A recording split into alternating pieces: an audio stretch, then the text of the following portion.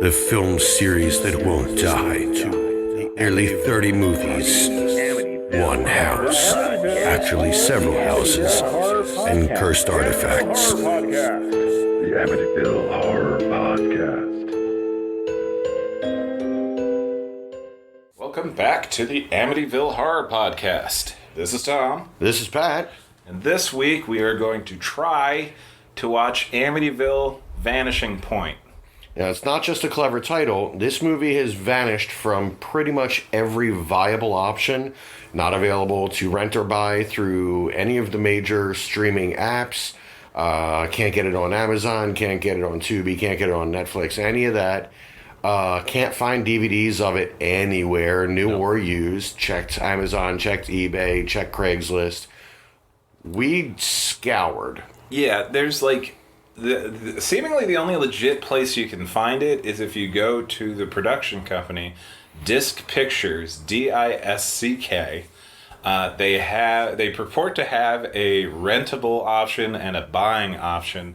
I tried loading the trailer that they have on the website, and that didn't work. So oddly enough, I didn't feel comfy giving them my credit card information. Yeah. So we're watching it through means that, you could, try to figure out yourselves. And that's all we're going to say about that. But yeah.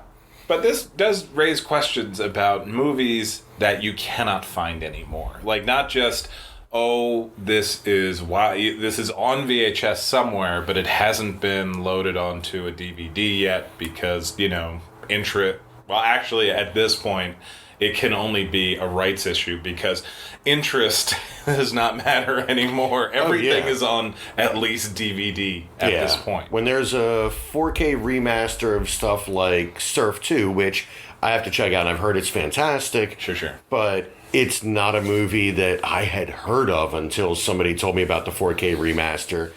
There are weird and obscure movies, like Hard Bodies 1 and 2, I think, got Blu-rays recently. Starring Kane Hodder, weirdly. Nice. I have a steelbook edition of Clive Barker's Rawhead Rex. Mm-hmm. This is a movie that is an edition of the movie that exists in opposition to Clive Barker's wishes. Oh, yeah, he wants it just He wants gone. the movie gone forever. Yeah, he directed Hellraiser specifically because of how horrible he thought that one turned out. And yet, much like the great villains, don't we value Rawhead Rex all the more for it, for inspiring the heights that Clive would achieve? It did push him. Exactly. It put him in a corner, and he pushed out hard. Yes. And yeah, we got the Hellraiser saga out of it. Better when he's involved. And although David S. Goyer, who is always trustworthy about, promoting things, says the one that they're working on now that's totally going to actually come out looks really amazing. You know what? I know.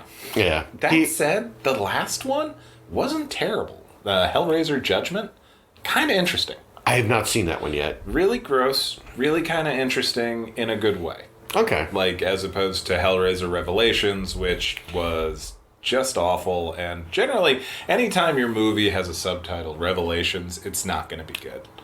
Not a good sign. No. Yeah, I checked out after that one because It was available on cable, and so, I'll give it a look. And I was like, wow, this is actually kind of neat. Yeah, I was just pleasantly surprised. If it's still streaming, you guys should check it out. But let's think about movies that you can't find anymore, like ones you would want to watch, not Amityville Vanishing Point. Right, and there are obviously famous ones that everyone wants to see out of curiosity, like The Day the Clown Cried. that was absolutely top of the list. Oh my God, I want to see this movie. Yeah. I believe in Harry Shearer, who says that I believe Harry Shearer of Simpsons and Spinal Tap fame claims to have seen The Day the Clown Cried, which, for listeners at home who don't know, this was a movie written, directed, and starring Jerry Lewis about a clown during World War II who ends up in a concentration camp in Germany and is employed by the Nazis to lead the children into the gas chambers. And you may think that, yes. That is enough. Just take a moment. Take that concept in. I can hear arguments out there of, Well, you take something like that and trying to blend the light and the dark for something like Life is Beautiful, which wound up being a very great film. Yes. You had less great, but Jacob DeLisle was employing a similar premise loosely. Never saw it. But this one is apparently just all of the wrong decisions. Yeah, it's like from what we've heard described, or from what I've read, it's no subtlety, no iron, no trace of irony, like not understanding that this is not a thing you should make a slapstick comedy. Right. This wasn't trying to temper the pathos with moments of levity and a strong face, for the children. No. This was trying to do something like, the bellhop. Yeah. In a concentration camp. There is, so Jerry Lewis, when he did some test screenings of it, the reaction was so vehement, he locked it in his vault. Like, literally. He had, Jerry Lewis was quite prolific, not unlike Prince, and had a vault of stuff. And I'm not, the rumors of Jerry Lewis's vault aren't the same as the rumors of Prince's vault, which supposedly actually has a full soundtrack to the first Michael Bay Transformers movie done by Prince, which, dear God, I want so bad. I'll have to ask around about that. Exactly. But yeah, the Prince vault is confirmed. The vault is confirmed. The contents are. There's thousands of tapes in there. That's what they all say, but I worry it's going to be Al Capone's vault all over again.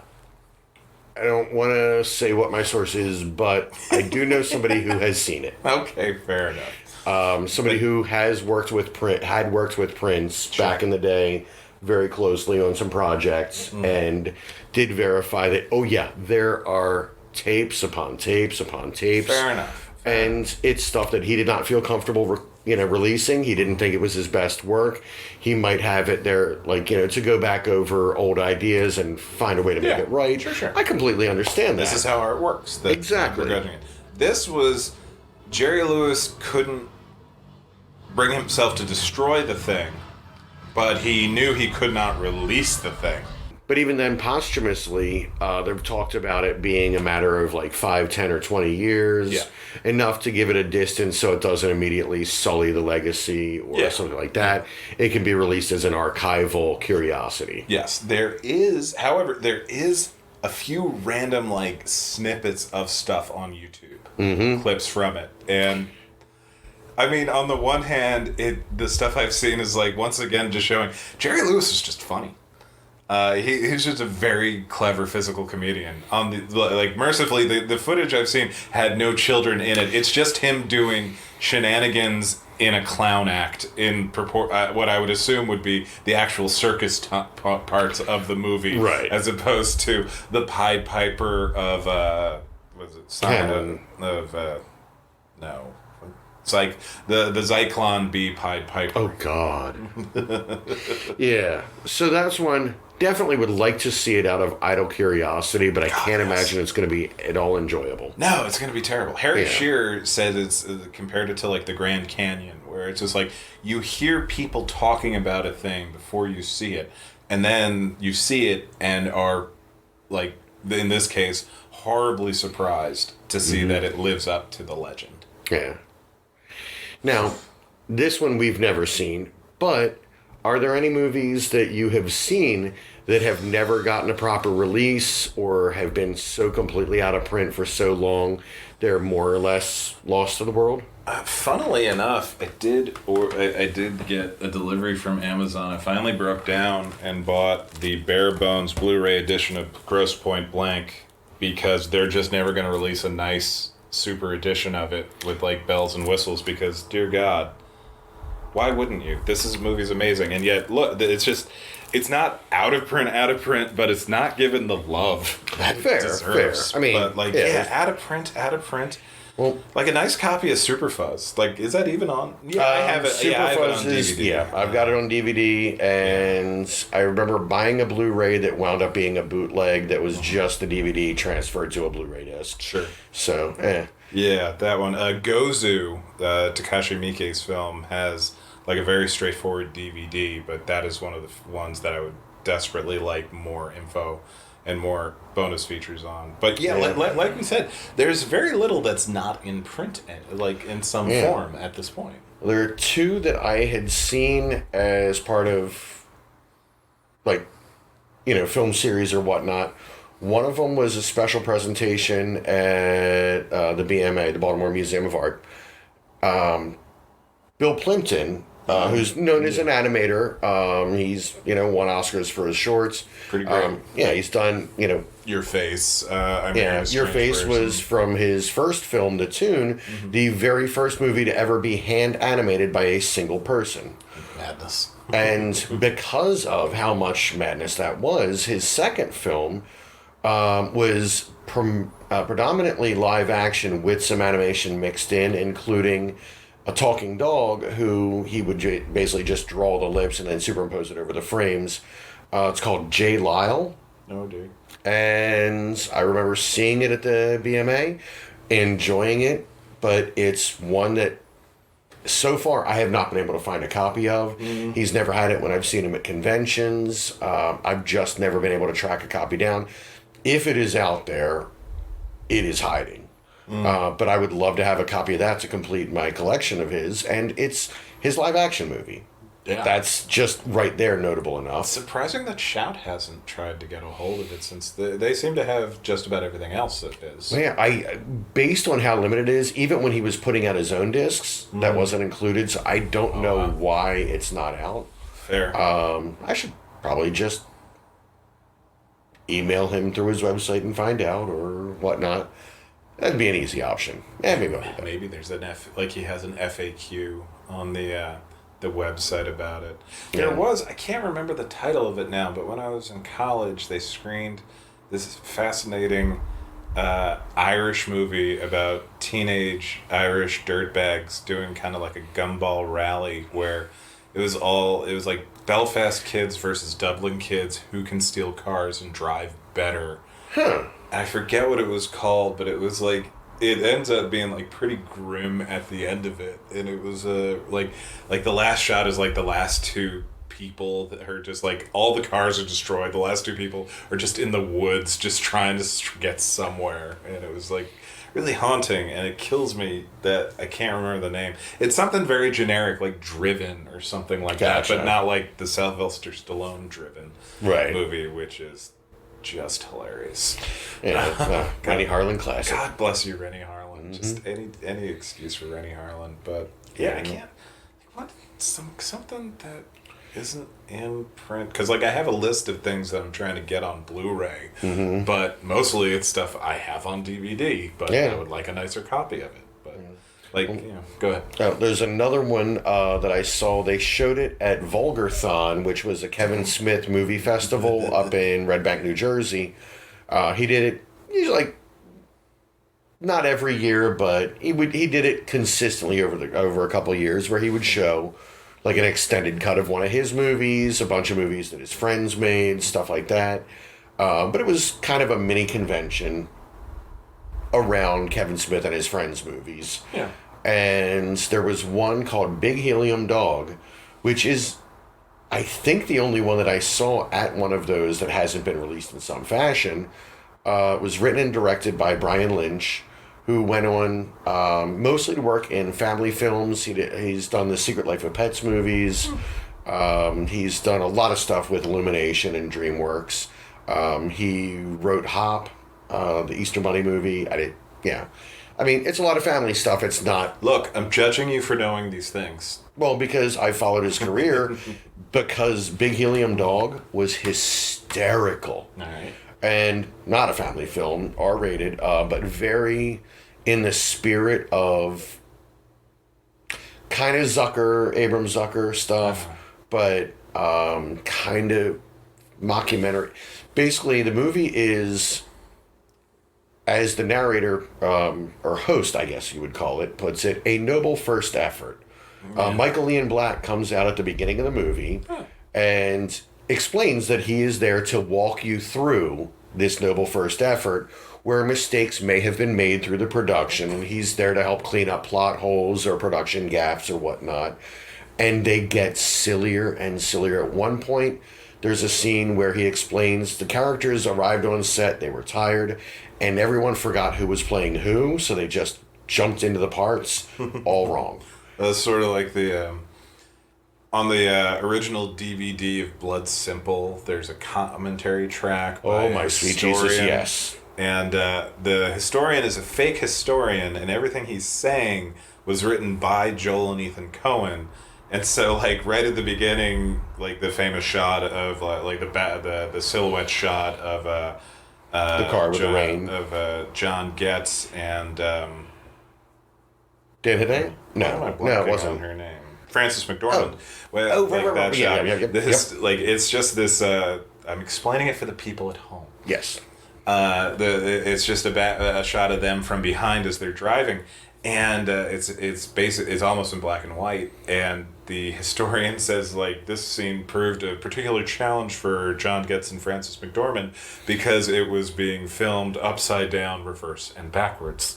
Yeah, for reasons that take 5 minutes to go through and are hysterical. Yeah. The commentary track also talks about Blood Simple's use of CGI and animatronic animals, and how groundbreaking it was as a special effects endeavor. Yeah. Also that it was a 6-hour epic about the Russian circus originally. Yes. If you get None of Blood this is Simple, true. make sure it has the commentary track. Yeah.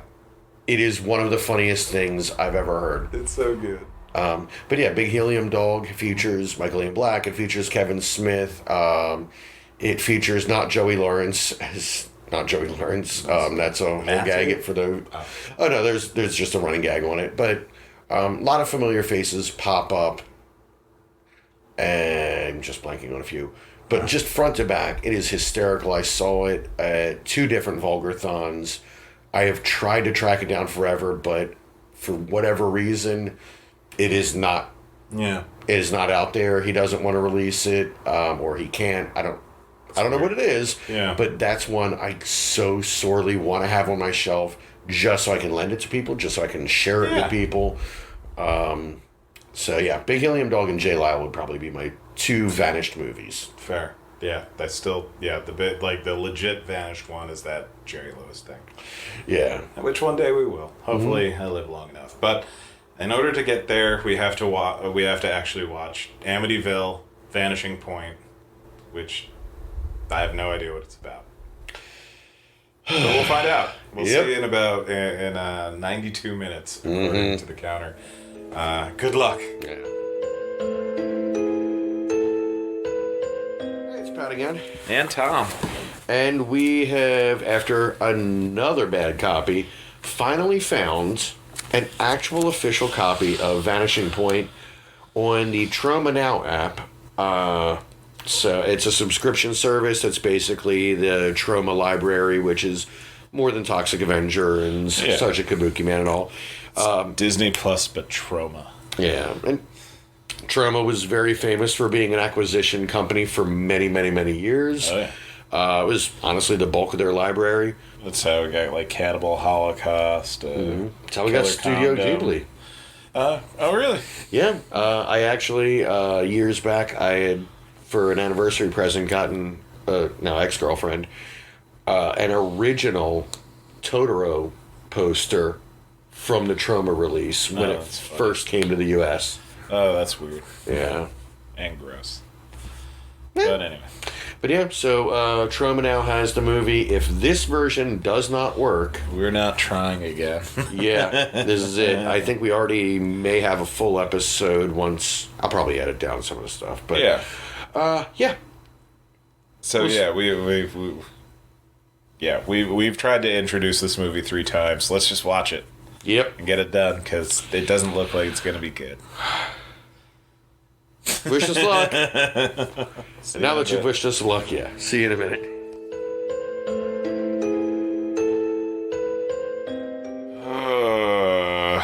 Well, we finally watched Amityville Vanishing Point.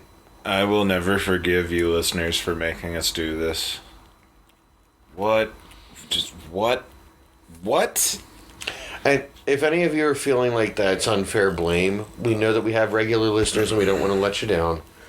But I guess this is directed at you. But if we had no listeners, we would have been able to bail on this. Oh man, I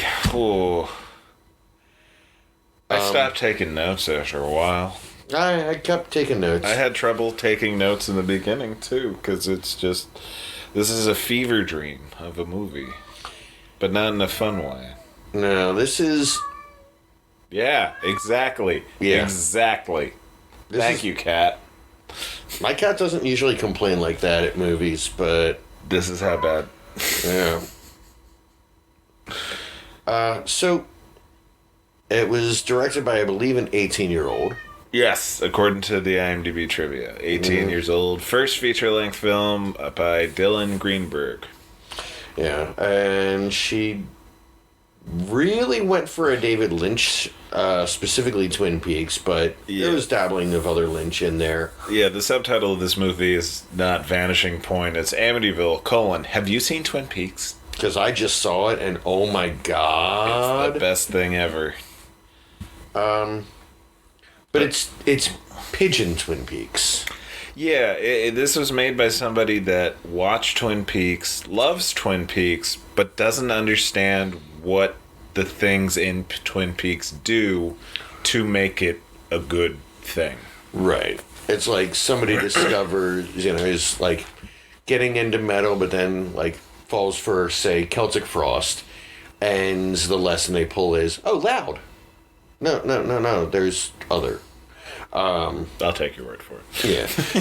It's a lot of interesting camera angles, a lot of lighting choices. Lynch does tend to light things differently and not necessarily with realism in mind, but stylistically there's and just competently. There's a floodlight that is in front of the camera in every single shot. Mm-hmm. There's like a bunch of funny moments where like the actors will turn towards the camera and immediately be blinded, and they react on camera. Oh god, maybe that was the strategy, because there is more time spent looking at the camera in this than in Ferris Bueller. Yes. And this doesn't have any characters that are aware of. Yeah. Even though there will be a narration, like a voiceover at the end that has nothing to do with anything. Yeah.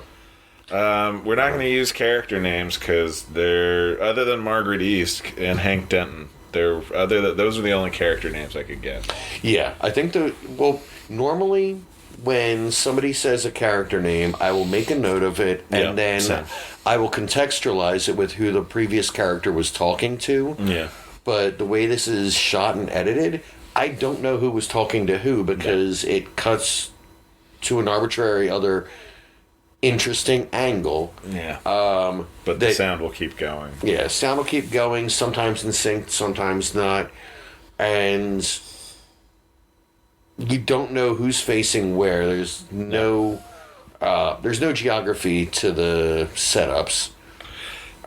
It's almost as if the person making the movie does not know how to tell a story visually. I'm going to go with that, yep. Because, yeah, this thing is just incomprehensible. Oddly enough, like, I was reminded a lot, like, in comparison with Forbidden Zone, which, the Oingo Boingo movie, because that was their first movie. Mm-hmm. It's a bunch of people that are clearly talented, and we're throwing together the loosest of all possible plots of connective tissue between stuff happening. Mm-hmm. And it still manages to tell a horrible, horrible story. Like Forbidden Zone, it is a watchable movie, even if it is just revolting. Yeah. Which it is. Yeah. Even though I love it. But it's revolting. This is just revolting and incomprehensible and annoying. Yeah. Like, what is the point of having all these dream sequences if you have you establish no real baseline reality? Well, at a certain point, I lost track of what was supposed to be a dream sequence and what wasn't. Yeah. Because everything was shot with dream logic. Yeah. So it's like error, we have like the explicit dream logic scenes, and then those are contrasted with the scenes of just filmmaking incompetence, which end up reading as if they have dream logic. Yeah.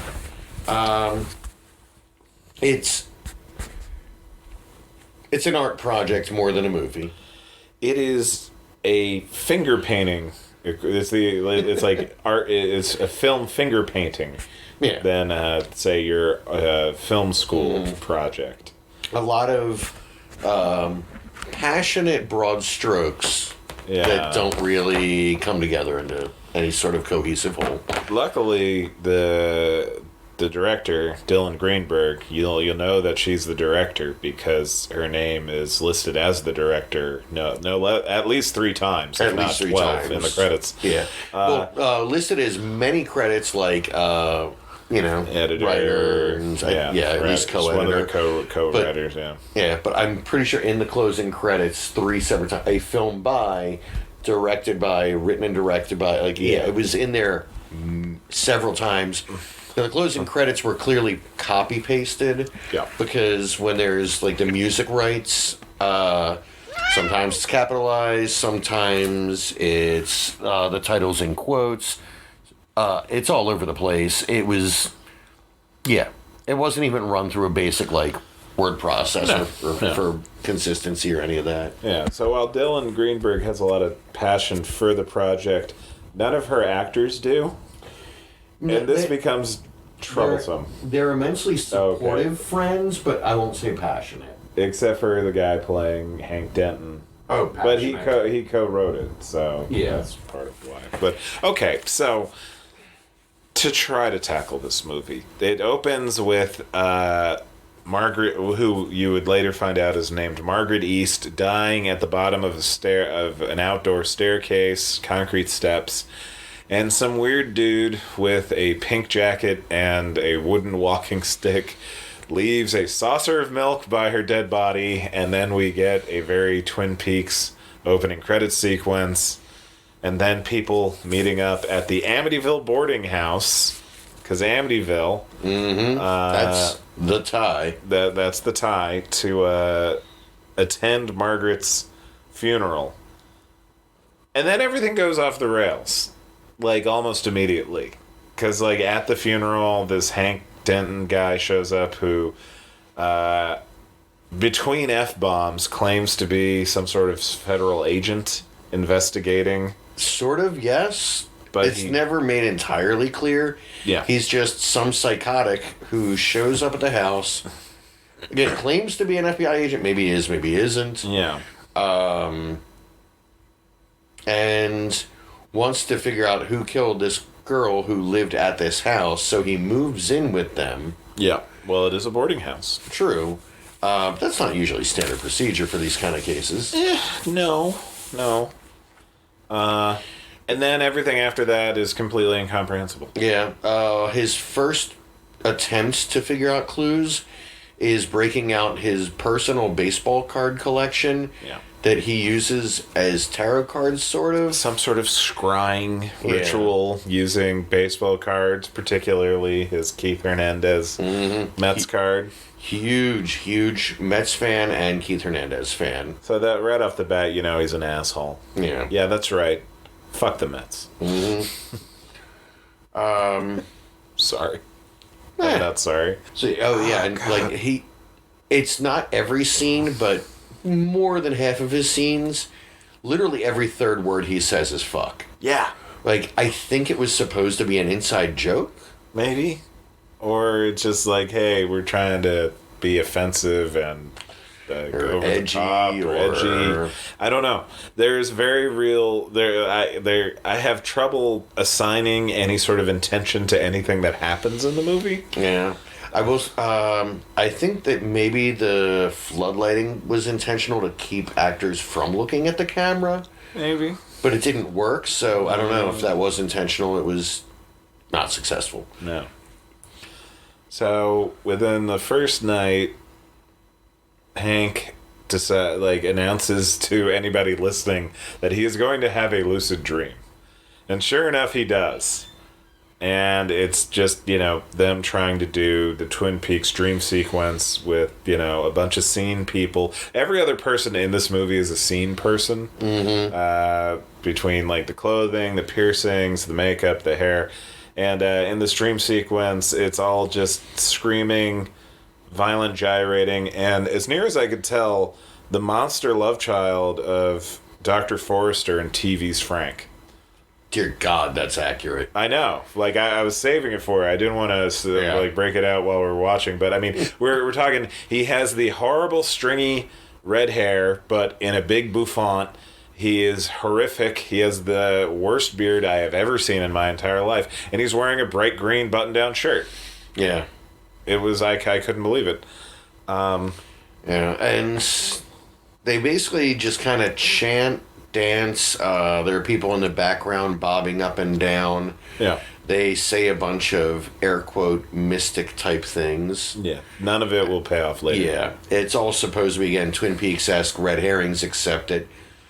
And this is a separate conversation for many hours, but there's intent to everything in Twin Peaks. There really is. Yeah. Every Even line in season 2. Yeah. I mean, maybe not every line in season 2 means something, but when Lynch and Frost are at the helm, yeah, it's all very specific. This sounded like, say something profound in this next scene. Like what? I don't know. Make it sound profound. Yeah.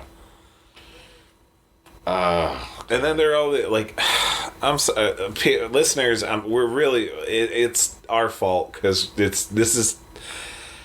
there's like 20,000 characters in this thing, and like every scene has something between 4 and 10 characters. Most of them are being introduced for the first time, as evidenced by there's like this 10-minute sequence where every other line was, "Who are you? Who are you?" And I wrote down, "Who is everyone? I'm not getting any of these names." Yeah, dude, they kept asking it, but not really telling us whatsoever, and definitely no relation as to who anyone actually is at the house. No, we have like one lady is the head of the boarding house, and between her and these 3 main girls are also like those 4 are trying to actually figure out who killed Margaret East, in addition to Hank Denton.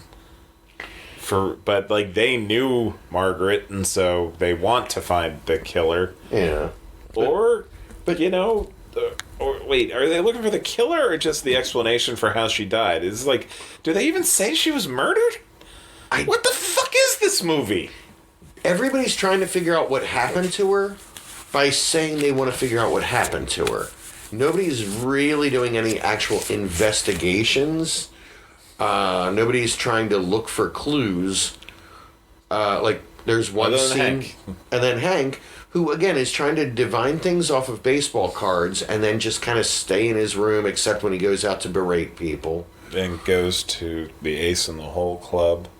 Oh, God, yeah. Which is not One-Eyed Jacks whatsoever. No.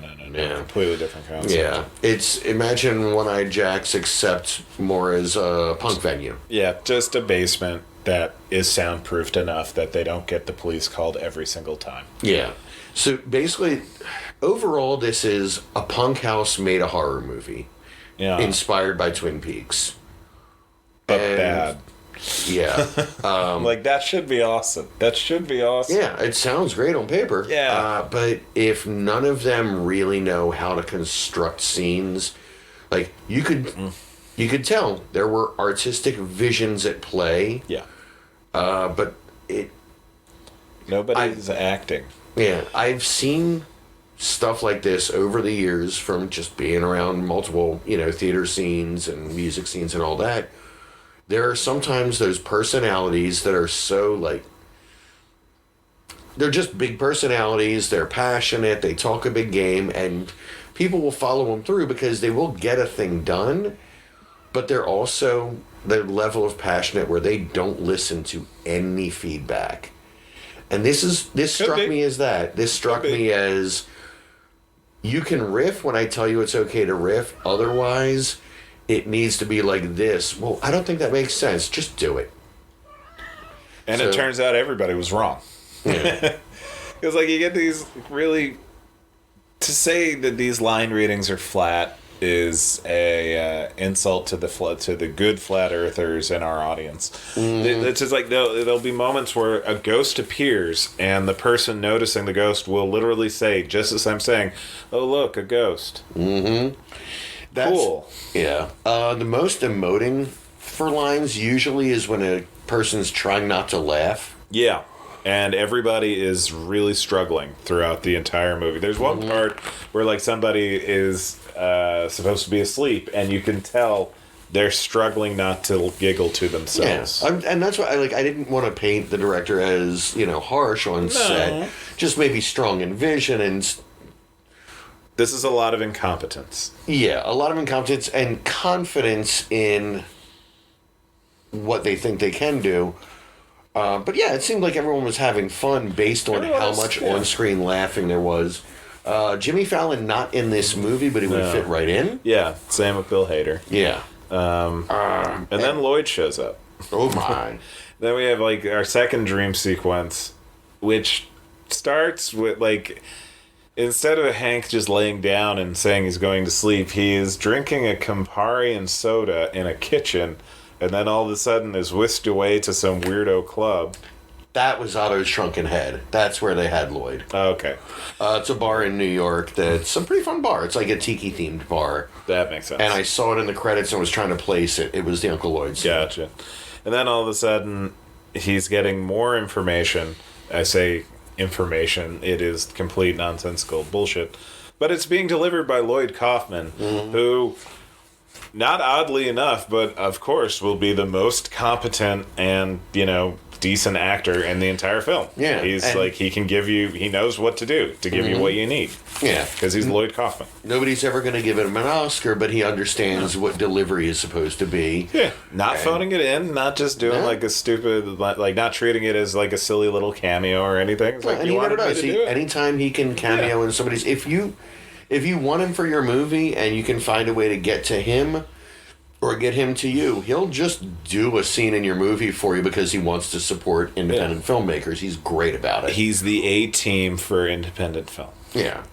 If you can find him. Yeah. You can hire Yeah, Lloyd Kaufman. He gets- Trauma. Sorry. Yeah. But and he's definitely reading scripted lines. One of which I had to jot down. Real thought does not happen on a rigid timeline. No, it does not. Which that was pretty good.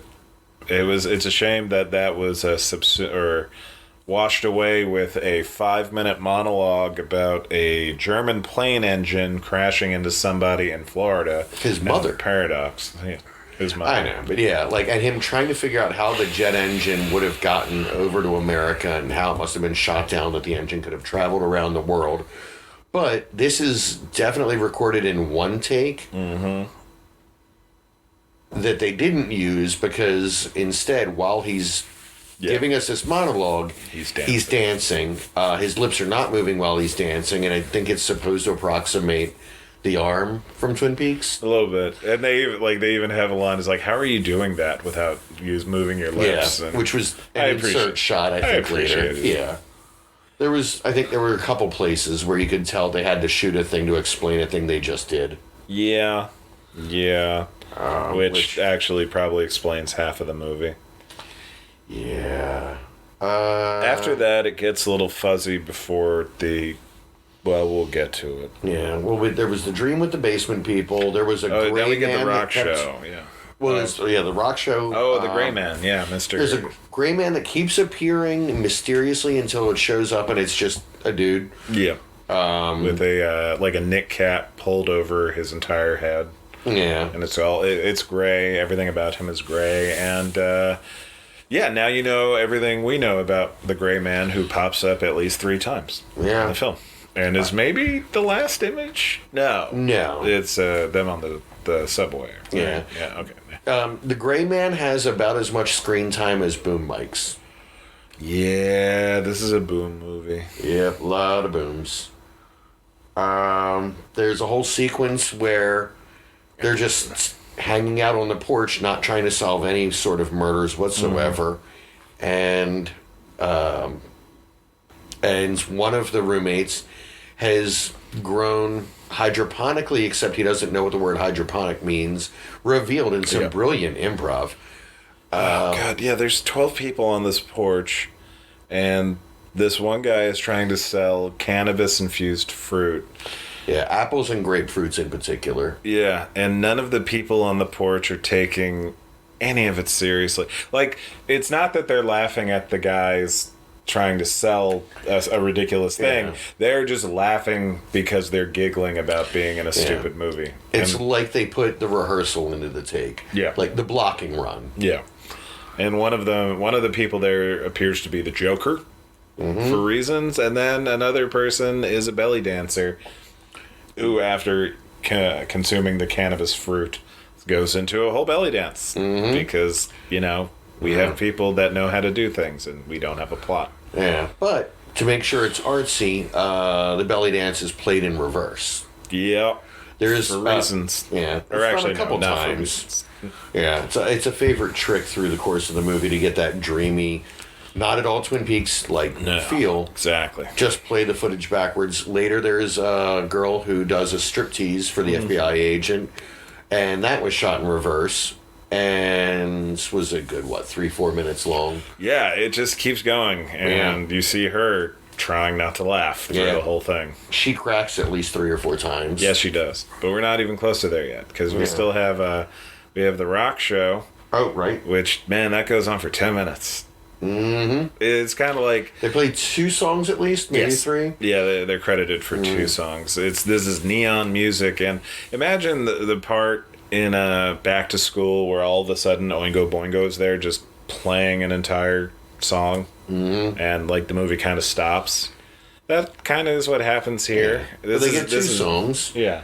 Although there is plot, air quote, in the second song in that a fight breaks out. Yeah, Hank is there. This is the Ace in the Hole Club, which one-eyed jacks, but you show up with a Ace of Spades playing card, and you put it into a mannequin's hand that's on a screw gun that ends up just spinning around randomly, and then you're allowed in. And so, in the basement, in the rock show, Hank gets into a big fight with the guy on keyboards.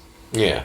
Now, the guy on keyboards is also the bouncer in the previous scene, but for house shows like that, that's not unheard of. No, but he is, you see him walk off the stage from the keyboards, and then they start fighting. Yeah.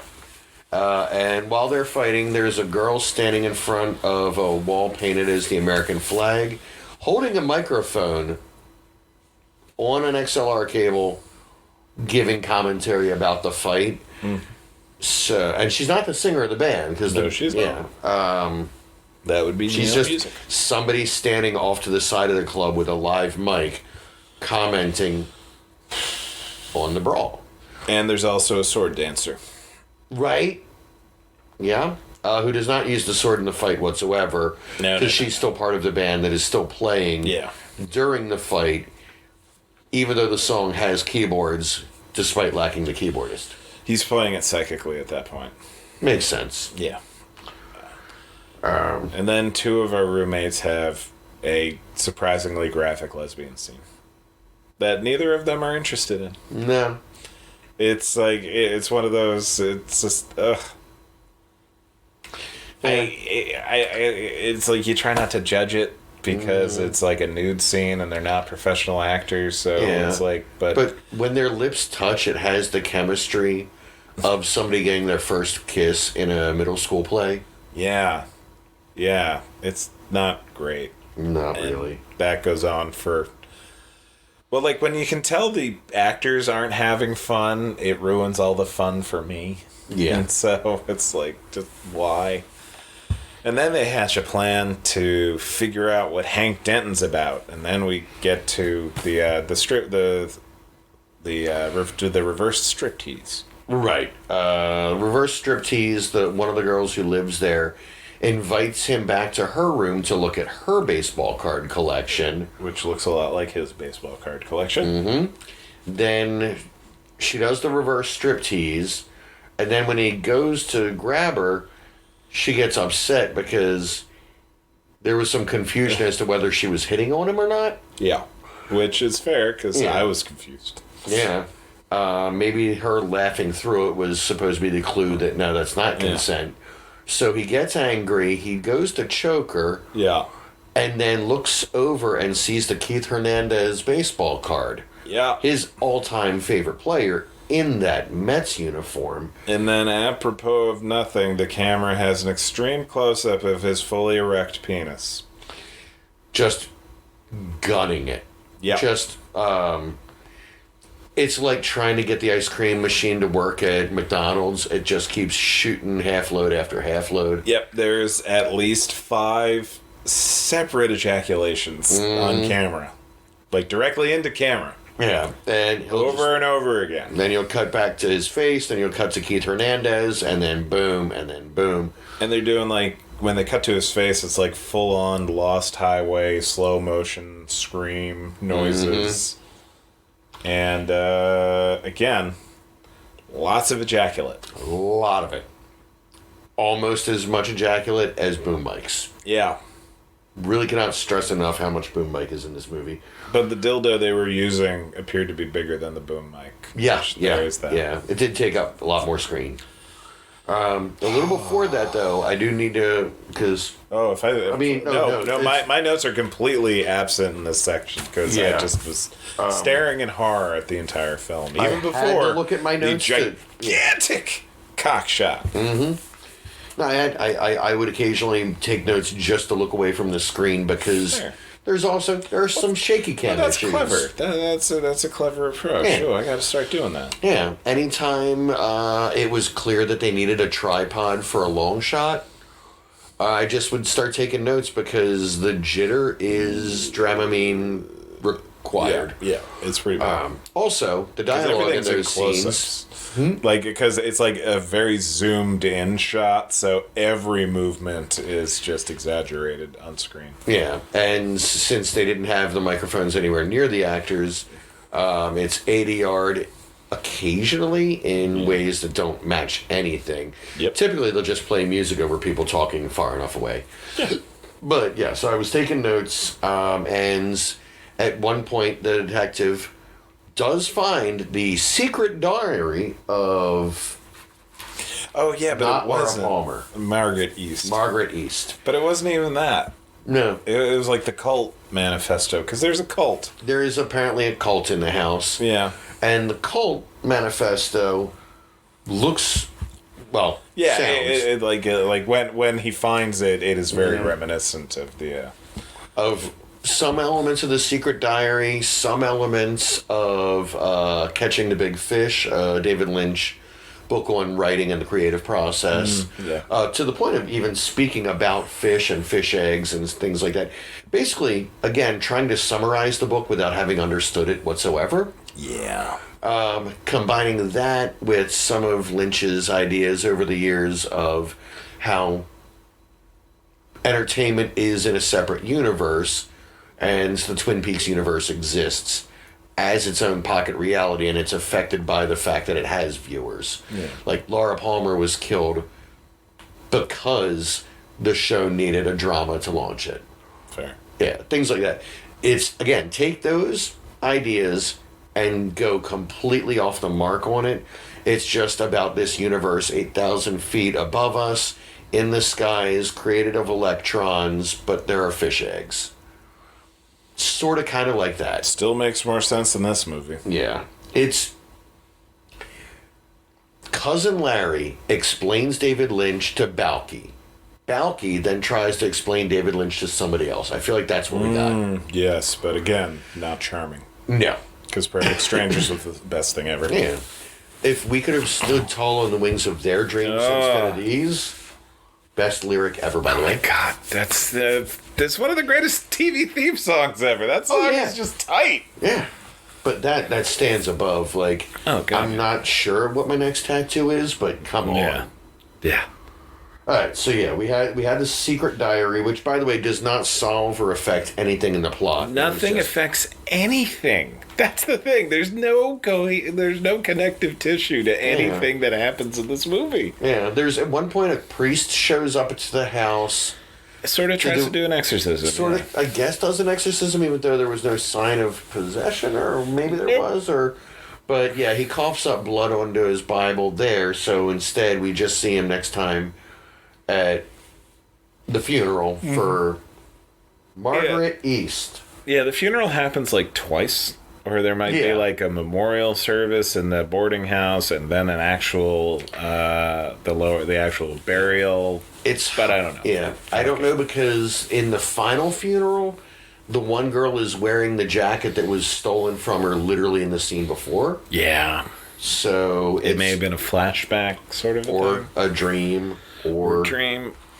But yeah, the priest, if you want to picture him, go find pictures of James Woods from the movie True Believer from the late 80s. Yeah. James Woods with an impressively long ponytail for somebody like James Woods. Yes. It's not flattering. No. Now imagine it pulled off even worse and put the guy in a priest costume. He's pretty gross looking. Yeah. So... And then that's it for the priest. He's out of the movie. And so after just 5 minutes of this guy's fake dick ejaculating. Just so much. Ejaculating. Things kind of move to an ending point. Like they get the cult hooligans back to do a seance. Or actually no. Okay, first the quote unquote main girl is visited by, or she sees an apparition of Margaret East. And then the ghost of Margaret runs away, and the main girl has to try to find her. And I nearly made Patrick hyperventilate when I said, "Look at how ethereally the ghost is huffing it away, because she's just clomping down the middle of the street. There's nothing supernatural about it. It's just like oh, thump thump thump thump thump thump thump." Yeah, the most unghostly getaway I've ever seen. Yeah. Like, they didn't even try to do anything like overlay the frame again, so like she was have her fade out or something. Yeah, something. But no, it's just a girl running down the street in clodhoppers. Yeah. And so then the main girl nobody is ever named in this thing. The main girl meets up with two of the cult members, and they say, like, we can get to the bottom of this or bring the ghost out. Yeah, we know people that can do this. What is anybody trying to do in this movie? Yeah. Somebody offhand mentions that ghosts are real, and can you contact them? No, but I know people who can. Oh, after the chase, they wind up in the woods. Yeah. Yeah. In the cemetery. Yeah. Which was actually a nice location. Yeah. Oh, a lot of great locations. This was filmed in Staten Island, and it looks like a lovely area to shoot something like this. It kind of reminded me of the town from The Frighteners, even though I know that was New Zealand shot. Well, it did have a lot of hills. And a lot of hills and a lot of, that, like, late 50s, early 60s design to the houses. Yeah. Just like quaint, small mountain town. But no, it was a pretty area. Ah, that's what it is. Reflections of Evil. This movie reminds me of this horrible. Oh, God, I knew if I could find the title, you had to have heard of this thing. Yeah, this is very much. Have you ever seen Reflections of Evil? I've seen it. Yeah, right. Doesn't this feel like that? Somebody that has an idea and wants to do it, but has no tools or skill to actually do the thing. Yeah. That was the first time, back when that came out, I was writing reviews for a site, and I got a screener of it. Oof. And it was the first time I decided it just wasn't a good idea to put a review up. No. I didn't want to be mean. If you have nothing nice to say. Right, and I tried to be good about that. I would make my jokes, but I really just... We're trying to find stuff to like about this movie. I know. I wanted to like it. I appreciated going for the Lynch stuff. I'm a huge Lynch fan. And we're not against amateurs doing things. They should be doing. Make your art. Do the thing. We've gotten this far in all of these. And it's not the most boring of any of these. No, definitely not. Something is always happening. Yeah, but for some reason, it's just annoying. It's headache inducing. Yeah. I think a lot of the overlighting, a lot of the weird edits, and just the shaky cam, I honestly felt a little ill at the end. Yeah, no, everything about it is terrible. So we have the cult does a seance, lights flash, one guy floats, and then I'll use the phrase everything goes off the rails, but that implies that things were on the rails to begin with. True. And then we just have like a whole sequence of just nonsensical things happening. Yeah, well, they have the seance. One of the guys gets thrown around, and one of the girls runs to the basement where she finds a violin in a toilet and some chairs nailed to the wall. And then the video cassette. And a video cassette that... it's like a camcorder cassette. Yeah, it's smaller like a Betamax, but it wasn't a Betamax. Yeah, and it was bigger than like a high tape for anyone who knows and cares about it. But somehow magically they have a device that will play it. Which I yelled at the screen. It was like, no, nobody would have this player. I feel like this being Greenwich Village Art Collective putting the movie together, there's somebody that's hipster enough to have had it. Well, obviously somebody that's hipster. The people in the Amityville boarding house would not have a thing to play this tape. Just because we're sitting surrounded by your goddamn Laserdisc collection, yes, is it theoretically possible people have these things? Of course. But in the quote-unquote reality of the film, these people would not have a player for this tape. For those of you listening, yes, I do protest too much. Yeah, you are. And on this tape... And this is supposed to be kind of like the tape of Donna and Laura farting around, like, where you find here are all the clues and everything. Of the eyes and blah. We have Margaret East reading some weird spoken word poem or manifesto. It again, much like everything else, it's very pompous, pretentious, and has nothing to do with anything. Yeah. She's discussing John Calhoun and how he created Universe 25 and how now the house has her. You're better than me. I had to look away. I took some notes. Yeah. But yeah, like, it's, again, a broad manifesto that could be seen as deep and heavy if it had any sort of connective tissue. Yeah. There are points there's so many points where this movie could have turned into something interesting. Mm-hmm. Yeah. And it chooses not to.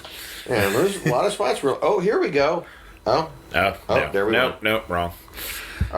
So yeah, we watched the tape, and that drives the detective further insane because he's batshit from moment one. Yeah, but now he's like pulling a gun on them. He kidnaps the main girl, and they drive off. The other girl that was in the lesbian scene earlier, they're together. Everybody runs out. She's left in the room. She gets locked in the room. Yeah. It slams shut on her. And then giant spider legs start scrambling under the door. Yeah, they do. Except played at like triple speed, so it's real hard to get any sense of it. And, well, they are made out of paper, so it's fine. And it's literally just flat paper. Yeah. But it works for what it is. Yeah. So she grabs a hammer to beat the spider to death, and beat the spider to death she does. But then... Yeah, because she opens the door to beat this spider to death. The door that had locked on her, that trapped her in the room. Swings it open, starts beating away, and then it turns out it's the girl who had done the striptease earlier. Yeah. With a giant Gorbachev spot on her forehead. From the hammer. Luckily, the light bruising was enough to get her out of the movie. Yep, and so the lesbian girl is... We see her on the bed, hoping that her friend is not going to die. We cut and then the owner of the boarding house ends up falling down the stairs for some reason. She gets to the top of the stairs and then just goes backwards. Yeah. Tumble, and as she lays there, there's this weird voiceover. Yeah. Saying, this is your worst fear, this is the worst way to die, all alone in an empty house. Even though the house is not empty. Yeah, and you'll never see the sun again. And something. Yeah. So cut to Hank Denton and the main girl in the car. Hank is going nuts. The girl is just kind of there, half-heartedly saying things to him. I don't know if she's like accusing him of... Maybe this is like them trying to do Lost Highway, where it's like... Maybe. Okay. And then an apparition appears in the middle of the road, causing Hank to run off the road. Now, is the apparition Margaret East? No. Is it the manager of the Amityville boarding house who we just saw died? No. Is it the girl that he attacked that had done the dance for him and just died? No. It is the heretofore still alive other lesbian. Yep. Just standing in the road somehow, you know. Miles and miles away. Like some sort of Game of Thrones level teleporting. Yeah. And so she's in the road. Car swerves. And then we're treated to some stock footage of a car rolling over itself. Yeah. And there's a movie, and I cannot freaking place it, but Well, it's like Black Dynamite, where they keep using, like, the same... Well, yeah, there's that, yeah. Or the classic trauma car, like, jump and flip. Yeah. But no, or the Toonses. Yeah. Same sort of thing. Yeah. But then... So Hank is severely injured, but the girl is fine. Mm-hmm. And the girl and the weirdo guy with the walking stick from the beginning take Hank back to the staircase from the beginning of the movie, and then the girl garrots Hank to death and throws him down the stairs. Yeah, at first blood is shooting out of his mouth, then it's bursting out of his neck through his hands. Not dissimilar to the rope upon rope of ejaculate from earlier in the film. Yeah. Which will haunt my dreams tonight. Yeah. He was skeet shooting a lot. Oh boy. And so then the girl throws him down the stairs. Yeah. And then are we done? We're almost done because we do have to backtrack earlier in the film when the people were saying, this house is weird, this house is evil, we need to get out of here. But it's going to be over soon. Everything will be fine. Yeah. It'll all be over someday. We're going to be on a train heading into Manhattan, going over the Manhattan Bridge, and we're going to look across each other. We'll be sitting on opposite sides of the train, and a barbershop quartet is going to be singing to us, and we're going to know it's over and it's okay. Yeah. So, everybody's dead. This all happened. Most of the characters are dead. And now we have this lightly sepia-toned footage of the two of them on a subway car, looking at each other diagonally, and there are people between them, and we hear a solo voice. Yep, not a quartet. Not a quartet. And the guys between them are clapping their hands, so I think they wanted to shoot the scene where they're just getting away and looking at each other. But this quartet happened to get on the train, so they wrote them into the script to explain the four guys, and then realized they didn't have the licensing rights to the song they did, so it's just a solo singer. I'm betting that's what happened. I think you're right. And then the credits play over the film poster. Yeah. If you want to not have to watch... Again, don't watch this movie. Right. Don't watch it. But if you want to understand kind of what it's like, find some music videos from the Flying Lizards. It's a British new wave parody art project band from the early 80s. That doesn't sound niche at all. No, not at all. They did some very avant-garde covers of stuff like Money, That's What I Want. Oh, is that? Okay. That's that. Okay, yeah, I know that one. They did Sex Machine, Get On Up. Anyway, find some music videos of the Flying Lizards. Now just imagine that shooting style for an hour and a half. This movie is 92 minutes long. Mm-hmm. Yeah. And of course, layer on every other thing we talked about because the music videos were shot professionally. Okay, all my complaints aside, the actual background music for this movie was doing a really great Angelo Badalamenti impression consistently throughout the whole thing. Very consistently. You could tell what themes it was riffing on. Yeah. But it was doing a good sound-alike riff. Yeah. It did, yeah. Like that was keeping the Twin Peaks vibe going when it was just incomprehensibly bad. Which this movie is. This movie is incomprehensibly bad. Yeah. Even a lot of the soundtrack, not every song, but there were songs through the movie, like Yeah, you have some really talented musician friends. Which is why I think it was a punk house, not a film house. Yeah, like, what was it? Vomit Fist by Slutfuckers or something? What was the name? I gotta look it was it something. Up. There's one song. Vomit Fist was definitely part of it. Yes. I forget if that was the band name or the song title. Yeah. But it was perfect. I'm looking it up. Yeah. Don't watch this movie. Don't. Yeah, resale value. This took so much effort to track down, and it was just the worst. And I won't even say like we got our hopes up high because no, it's not that. Yeah, we don't get our hopes up on any of these at this point, just because And this is definitely not the worst one we've watched. That's still gonna I would still put this on over Asylum. Yeah, Asylum is still definitely the most brutal. Because still. Like, we could at least engage with this one and ask why and what. Like, there's always something to see on the screen. Yeah. I think a lot of the actual, like, composition of frame. Between the bad sets, the horrible lighting, and the lack of any blocking or movement on our lifeless actors. I have trouble giving you agreeing. Understood, and that's why I'm saying the composition of frame separate from the lighting, separate from stability, separate from.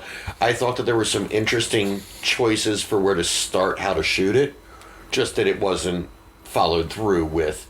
Well, how do you shoot that? Yeah, I don't. I'm not saying you're wrong. I could not.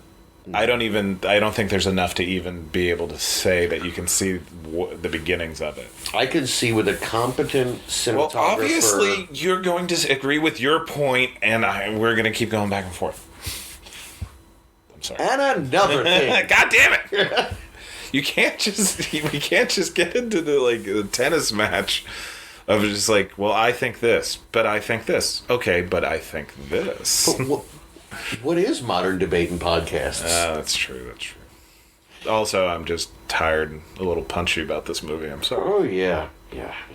I'm just trying to think if there was anything we missed. And there probably is.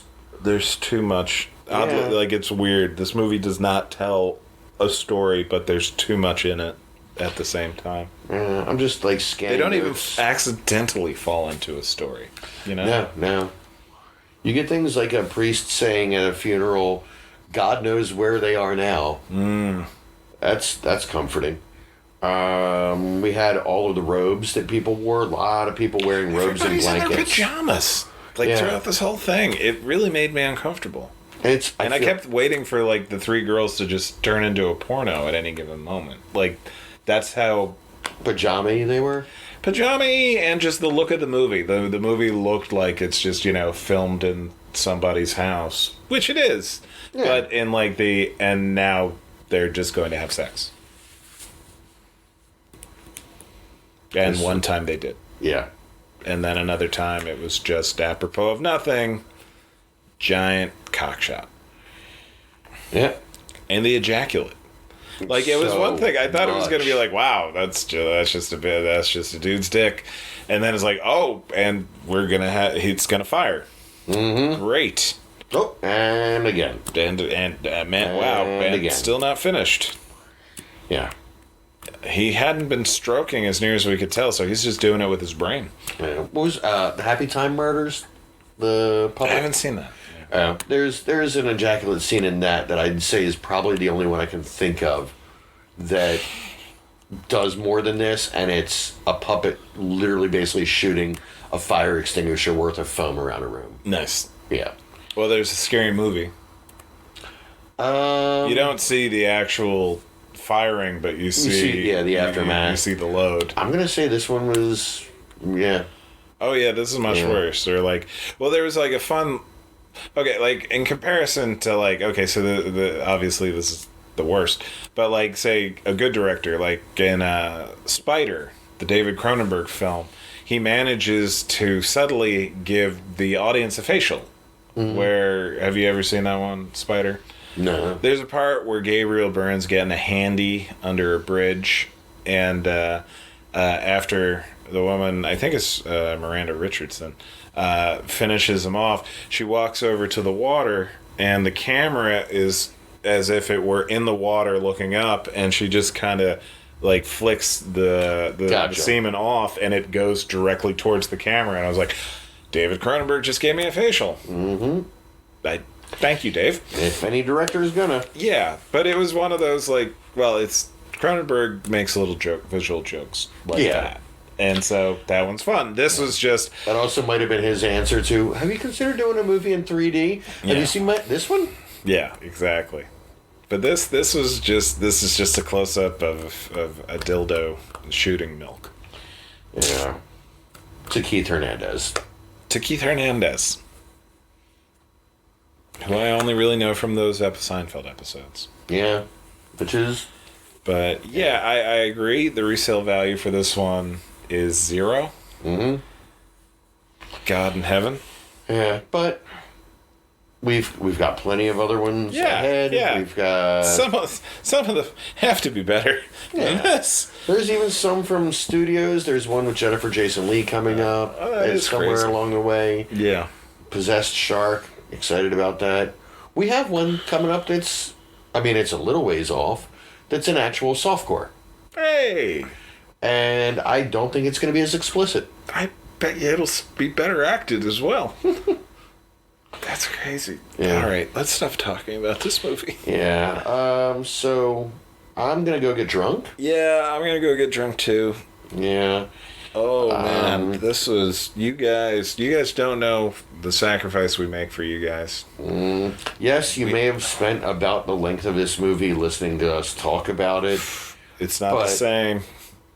You had the better hour and a half. Hey, we're actually considering you guys listening. Yeah. No audience was considered in the making of this film. We took all of this time to make sure that you just go back and watch Amityville 2 again. I think that's just kind of... fucking Amityville 2. I know we keep saying that. It's really good. But we're going to keep saying that. It's so fucking good, that Amityville 2.